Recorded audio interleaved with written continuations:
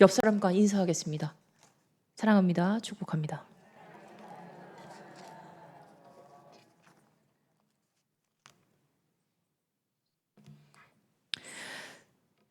다들 가수 중에 최진희라고 아시나요?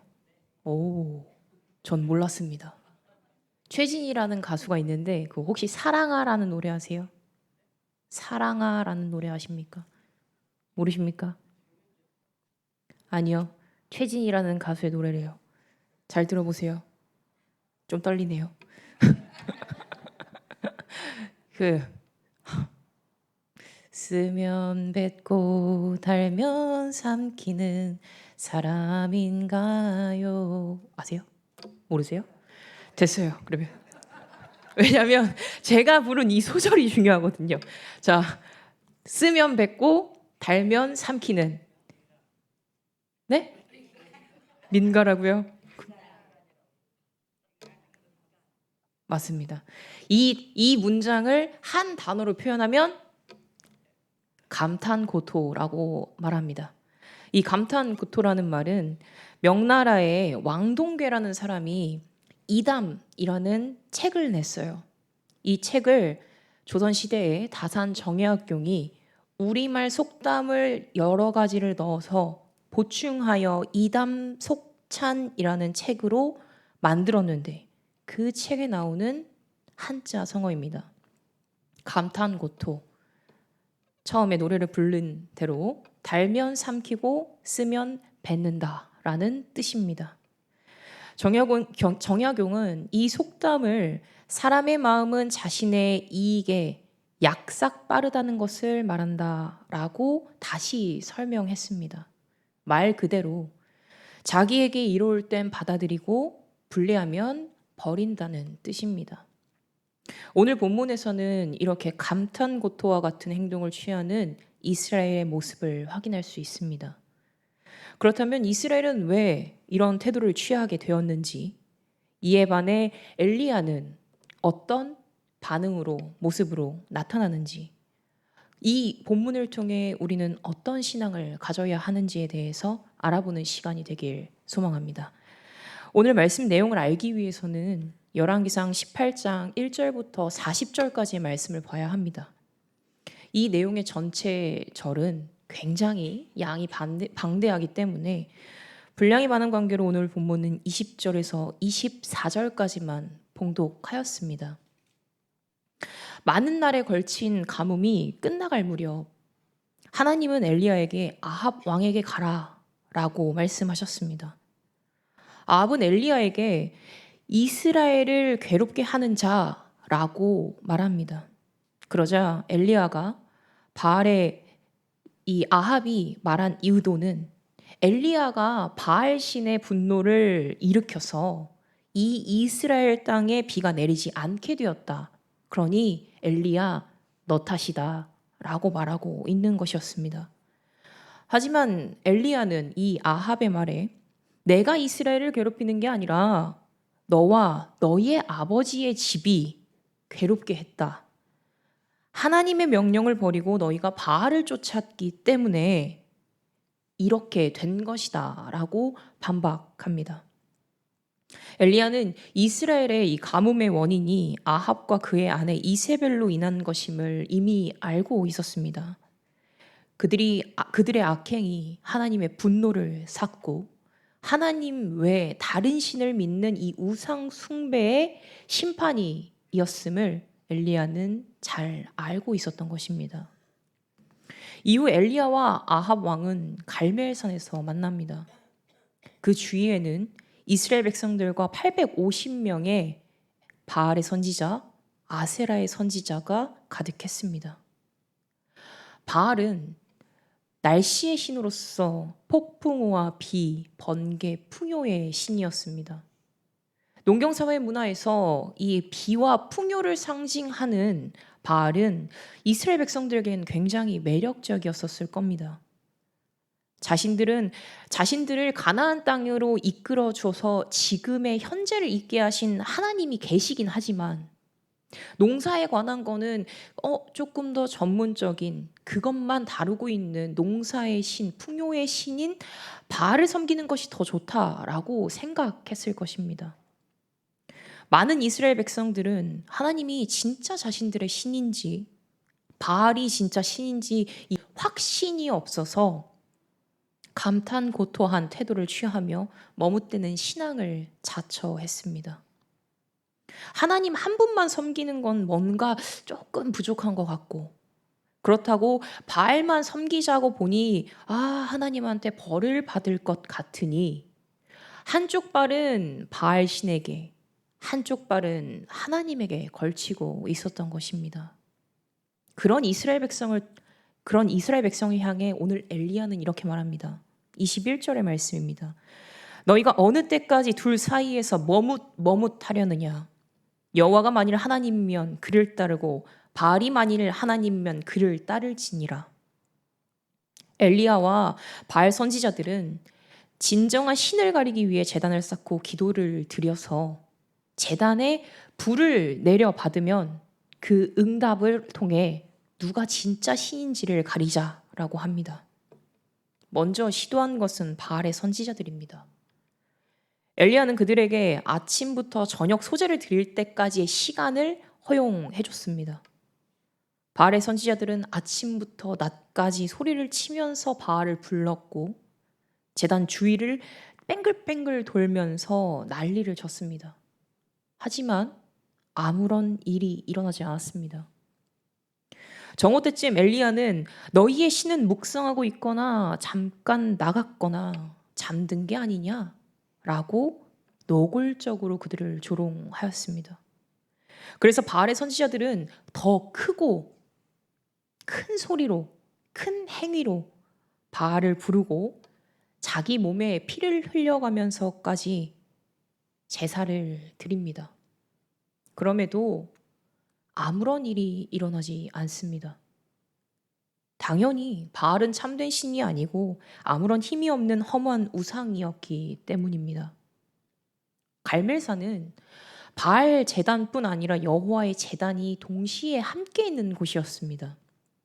18장 30절에 보면 그가 무너진 여호와의 제단을 수축하되라고 나옵니다. 바알과 여호와의 제단이 공존하는 곳에서 이 여호와의 제단은 완전히 무너져 있었던 것입니다. 그것을 엘리야는 이스라엘의 지파를 상징하는 12개의 돌을 가져다가 이 무너져 내린 여호와의 제단에 차곡차곡 쌓습니다. 그리고 그 주위에 물을 부을 수 있는 도랑을 팝니다. 제단 위에 나무를 쌓고 송아지를 각을 떠서 나무에 올려놓습니다. 그리고 기다리면 되는데 엘리야는 송아지부터 제단 밑에 있는 도랑까지 물이 가득 넘치도록 물을 붓습니다. 하지만 불이 붙으려면 물이 젖은 채로 있으면 안 되겠죠. 하지만 엘리야는 그럼에도 불구하고 이 모든 것이 흠뻑 젖을 수 있도록 물을 엄청 뿌렸습니다. 전적으로 엘리야에게 불리한 상황이었습니다. 물이 가득 찼음에도 한 번 더 백성들에게 물을 부으라고 말합니다. 당시에는 가뭄으로 인해서 굉장히 오랜 시간 동안 가뭄으로 비가 오지 않았습니다. 그렇기 때문에 물이 굉장히 귀했겠죠. 하지만 엘리야는 넘쳐 흐르도록 물을 쏟아 부었던 것입니다. 왜 그랬을까요? 엘리야는 하나님이 제단에 불로 응답만 하실 게 아니라 이 땅에 가뭄으로 말라가던 이 모든 상황을 비를 내려주심으로써 해결하실 거다라는 확신이 있었기 때문입니다. 하나님에 대한 믿음과 확신이 있었기 때문에 엘리야는 그런 행동을 할 수 있었습니다.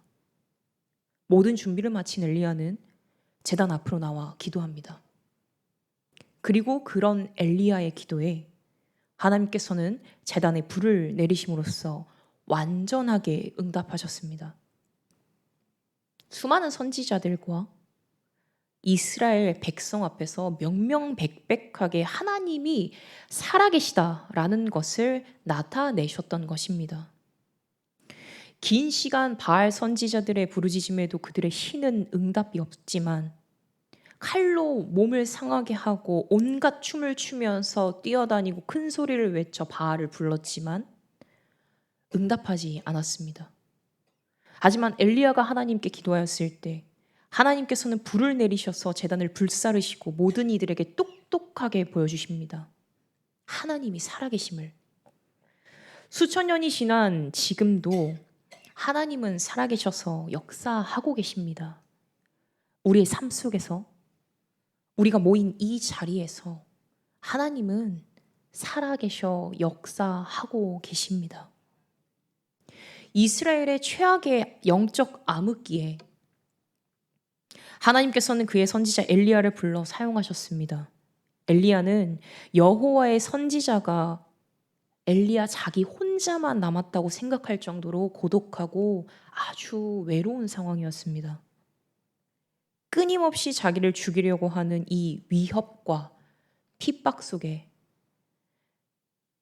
이 모든 상황 속에서 오직 여호와 하나님만을 의지하며 하나님께로 나아간 엘리야, 그는 어떤 상황에서도 망설이지 않았습니다. 우리는 매 순간 선택의 연속을 하며 살아갑니다. 오늘 밥을 무엇을 먹을까 선택하고, 오늘 옷은 뭘 입을까 선택하고, 오늘은 어떤 택시를 탈까 버스를 탈까도 선택하고, 수많은 것들을, 사소한 것들까지 선택을 하면서 살아갑니다. 그런데 어떤 선택들은 우리를 성공하게도 하지만 우리를 무너뜨리고 실패하기도 합니다. 선택에 대한 결과가 두려워서 이스라엘 백성처럼 감탄 고토한 태도를 취하기도 합니다. 이러한 우리의 마음과 자세는 욕심이고 나의 자만입니다. 나에게 도움이 될 때는 하나님을 찾고, 그렇지 않을 때는 하나님의 뜻이 아닌 내 뜻대로, 내 생각대로, 내 마음대로 하는 이런 머뭇거리는 신앙을 우리는 하나님 앞에 내려놓고 회개하여야만 합니다.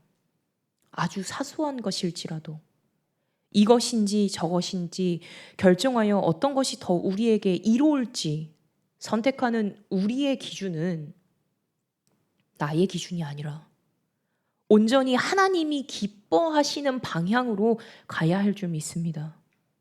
하나님께서 기뻐하신 확실한 길이 있고 하나님이 기뻐하시지 않는 명확한 길이 있습니다. 하지만 우리는 때론 알면서도 하나님이 기뻐하시지 않는 것을 선택할 때가 있다는 것입니다. 하나님과 세상을 동시에 섬길 수는 없습니다. 하나님과 세상 사이에 타협하는 부분이 있는지 우리는 항상 자기를 돌아보며 회개해야 할 것입니다. 매일 주님 앞에 나와 회개함으로 기도하고 하나님과 제 사이에 있는 이 망설이지 않는 믿음을 보여야 합니다. 하나님이 싫어하시는 것을 하지 않을 수 있는 힘을 나에게 달라고, 그런 강단을 나에게 달라고 기도해야 하며, 나의 연약함을 주님, 저는 연약한 사람입니다 라고 내려놓으면서 하나님 앞에 간구하며 나아가야 합니다. 망설이지 않는 믿음을 가진 사람은 고난의 상황 속에서 하나님을 간절하게 찾습니다. 모든 것이 형통한 상황에서는 하나님께 감사함과 기뻐함으로 주님께 찬양을 돌립니다. 이제 우리는 머뭇거리는 신앙에서 이 망설이는 신앙을 벗어나 확신과 결단의 신앙으로 나아가야 할 줄 믿습니다. 죄 가운데서 벗어나 하나님께로 돌아가고자 하는 이 결단과 노력이 우리는 필요합니다. 망설임 없는 믿음으로 하나님 앞에 나아갈 때 하나님께서는 끝까지 함께 하시고 어떤 순간에라도 절대 우리를 버리시지 않습니다. 그리고 그런 확신과 결단의 신앙으로 하나님이 우리에게 맡겨주신 이 사명을 이루기 위해서 우리는 항상 최선을 다해야 합니다. 나의 최선이 없다면 하나님의 결과도 없습니다. 내가 하는 것은 그저 하나님이 나에게 맡겨주신 사명일 뿐, 그 모든 것을 주관하시고 허락하시고 결과를 내시는 분은 오직 하나님이라는 사실을 우리는 인정하고 나아가야 할 줄 믿습니다. 그저 우리에게 주어진 사명을 감당할 때 형통하게 하시고 선을 이루어 가시는 분은 오직 하나님 뿐이십니다. 하나님의 사랑 안에 거하시길 바랍니다. 하나님 사랑 안에 거해서 우리 안에 무너진 그 여호와의 제단을 차곡차곡 쌓아 회복의 역사가 일어나는 목포 베델교회와 저와 여러분이 되길 간절히 소망합니다. 남은 이번 한 주 동안 주님 아버지 앞에 항상 회개하고 기뻐함으로 감사함으로 열심으로 기도하며 나아가는 저와 여러분이 되기를 간절히 소망합니다. 기도하겠습니다. 거룩하신 하나님, 하나님과 죄 사이에서 머뭇거리며 살아가는 저희의 모습을 고백하오니 용서하여 주시옵소서. 하나님의 영광을 가리우는 바알 선지자들의 명백히 하나님이 살아계심을 보여주신 것처럼 우리의 삶 속에서도 하나님의 살아계심을 매 순간 느끼며 살아갈 수 있기를 간절히 원합니다. 주님의 말씀에 온전히 순종하며 모든 일에 주님을 경외하며 주님만 영광 높여드릴 수 있게 하여 주시옵소서. 하나님을 전하는 사명을 갖고 끝까지 포기하지 않고 하나님의 일을 계속해 나아가는 저희가 되도록 주님 함께하여 주시옵소서. 거룩하신 예수 그리스도의 이름으로 기도드립니다. 아멘.